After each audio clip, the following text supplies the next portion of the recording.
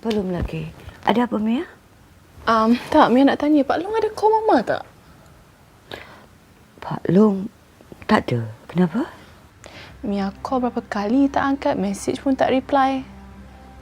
Ustaz ni nak pergi umrah bulan depan. So, Mia ingat nak settle semua benda sebelum dia pergilah. Oh, agaknya dia sibuk agaknya, Mia. You okay? I'm okay. A bit dizzy saya rasa. Maybe I'm too tired. Mama tidurlah ya, Mia tak kacau. Night. Sorry Cik Zara, saya tak sempat nak kemas meja saya. Maklumlah dekat jabatan baru tu sibuk sangat. Kadang-kadang nak pergi toilet pun tak sempat. Tak apa. So, you suka ke kerja sini?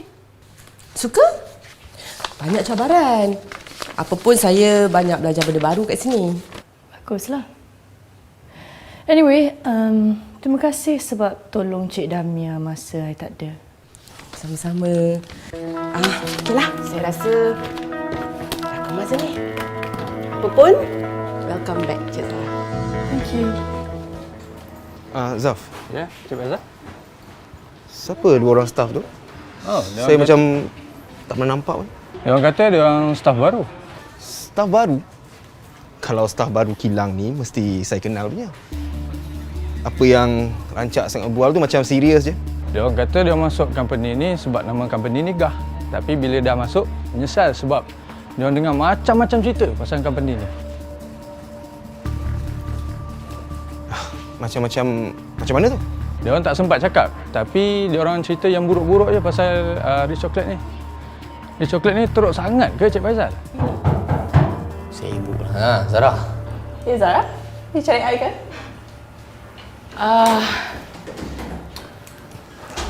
Yes.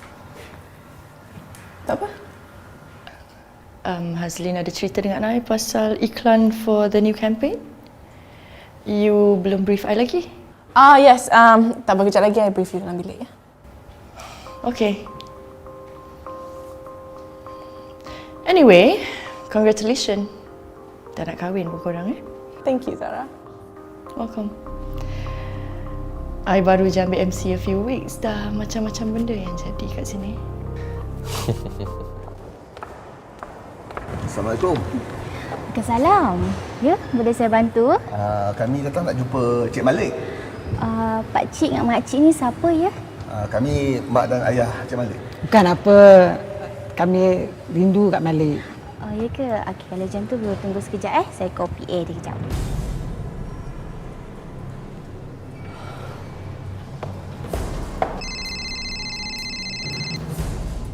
Hello, Mr. Wong.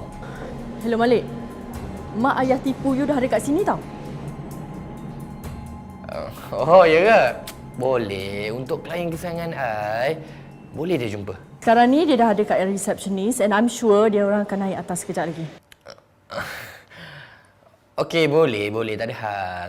So I suggest you suruh Damia keluar daripada bilik you sekarang. Baiklah, Cik Wong. Saya akan aturkan. Saya suruh PE saya aturkan meeting tu nanti. Okey. Bye.